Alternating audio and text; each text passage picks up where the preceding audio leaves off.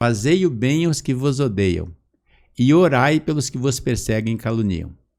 São 3 verbos e são 3 situações diferentes, que só recentemente, numa das minhas meditações, me caiu a ficha. Então, quando ele fala amai os vossos inimigos, quem é o inimigo? É aquele que eu odeio. Então, ele está dando um sentimento inverso. Ao invés de eu odiar, eu vou amar. Amai os vossos inimigos. Pare de odiar. Depois ele fala, fazei o bem aos que vos odeiam. Percebe que é diferente? O que eu odeio é meu inimigo. Sim. Aquele que me odeia, eu sou o inimigo dele. Para ele, eu talvez, né? Mas quando ele fala fazei o bem, quando você faz o bem para alguém, tudo que ele pensa acerca de você muda. Pode não mudar num primeiro momento, porque ele pode até achar que você está fazendo com segundas intenções, mas se você continua fazendo o bem desinteressadamente, ele vai acabar mudando. Ele vai parar de odiar você, porque você está fazendo o bem, você não representa ameaça para ele. Entende? E a terceira, quando ele fala, orai pelos que vos perseguem e caluniam. Porque tem gente em que eu não odeio, pessoas que não me odeiam, mas tem pessoas que me sacaneiam. Tem pessoas que perseguem, que faz calúnia, né? E aí, tem uma passagem muito interessante. Quando ele está no alto da cruz, os soldados estão ali e falam, ô, cadê seu exército? Você não é o rei de Israel? Chama seus anjos para tirar você daí. Escarnecendo, né? Eu pergunto para você, esses soldados odiavam Jesus? Não. Eles eram funcionários de Herodes, estavam cumprindo ordem ali do comandante deles, nem sabiam.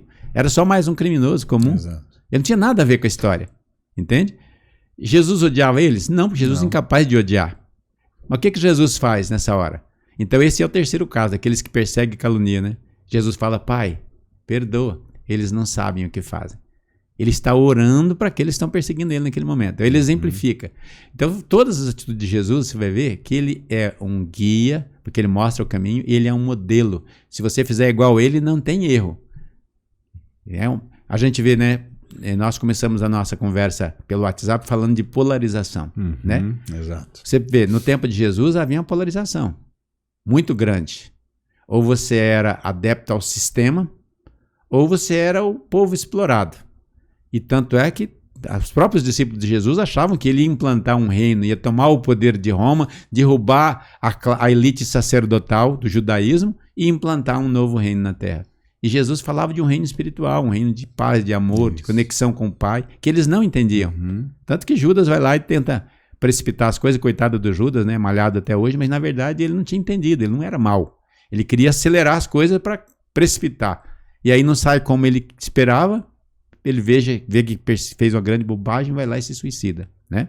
Mas então, havia uma polarização ali. Jesus não entra naquilo. Qual o exemplo que ele dava? As prostitutas, os bandidos, as pessoas eram marginalizadas, ele trazia para perto dele.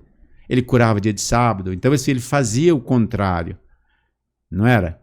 Então, ele está dizendo o que com isso? Meus filhos, eu sou o modelo, faça o que eu faço. Na última conversa, inclusive, na última ceia, eles estão lá conversando, que os discípulos não estão entendendo direito o que está se passando, que ele para de falar, pega uma bacia, uma toalha e vai lá e começa a lavar os pés deles. Para ele dizer, gente, é disso que eu estou falando. Eu estou falando de servir, não estou falando de ter poder, de dominar ninguém. Eu estou falando de servir, de trabalhar.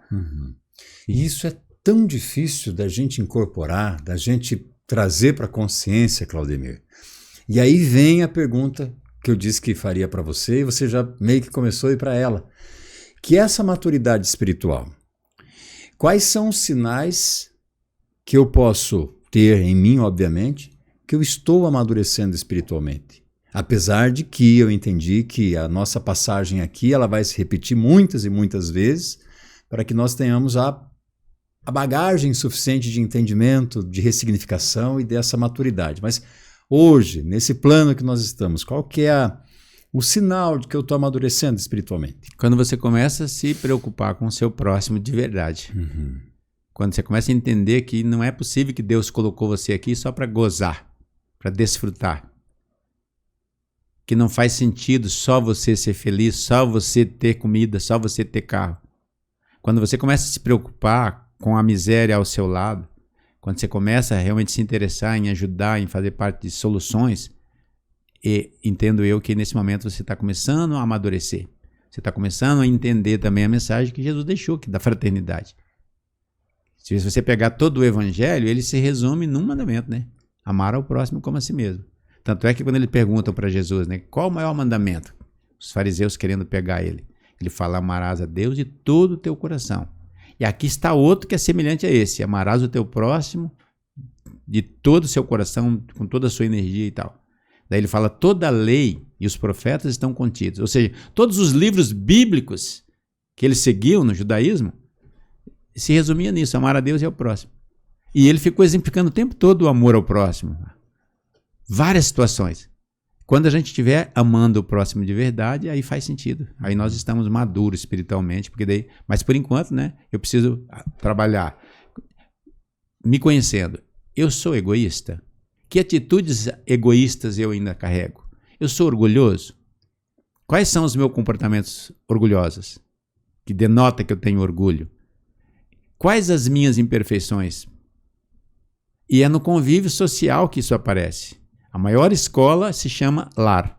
Ali dentro, naquele ambiente fechado, a gente não finge, a gente é quem é.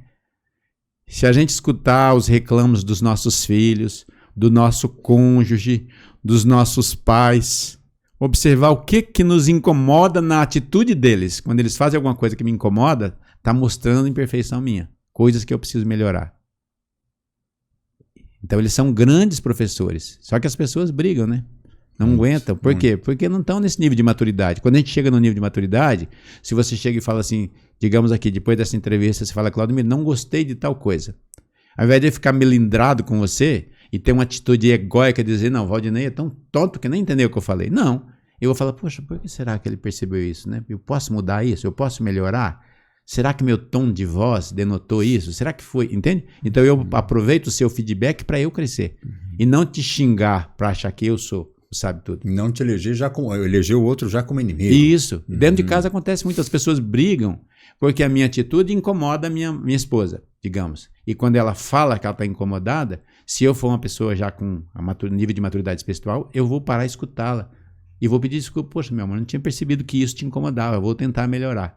Eu vou tentar melhorar de fato. Mas daí também não é uma melhora só de superfície. Eu vou olhar para dentro de mim. Por que eu tenho esse comportamento? O que me custa ser diferente? Entende?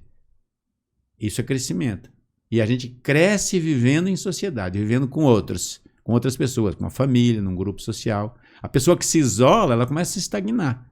Ela para de evoluir, porque daí ela só tem que dar satisfação para ela mesma. Quando você convive, não. Se você participa, eu vejo lá no Centro Espírita, né? Quantas pessoas diferentes tem ali? É um grupo muito heterogêneo.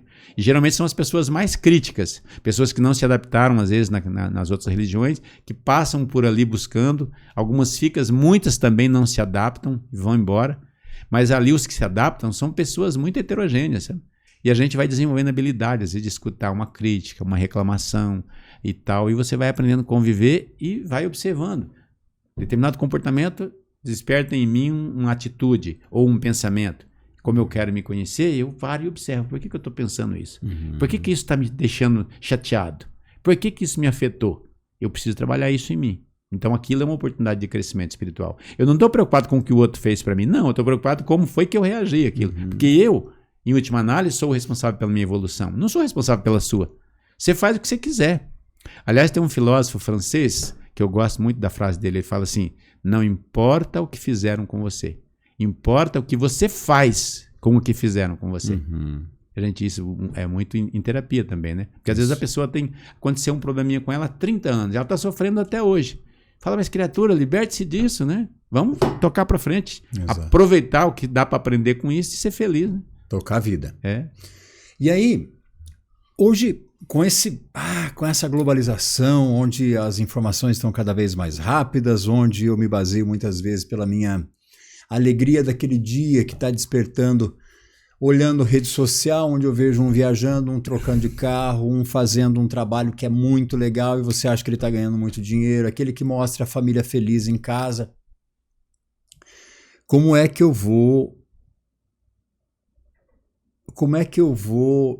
me manter e reforçar essa minha espiritualidade diante de tanto apelo que nós temos hoje e E às vezes eu tenho a sensação de que, no geral, e não estamos aqui, obviamente, que generalizando, mas uma grande parte de nós aí está perdida.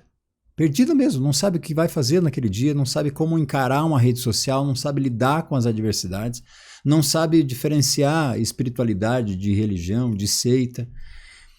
Como é que a gente pode lidar com esse turbilhão de informações através da espiritualidade, Claudemir?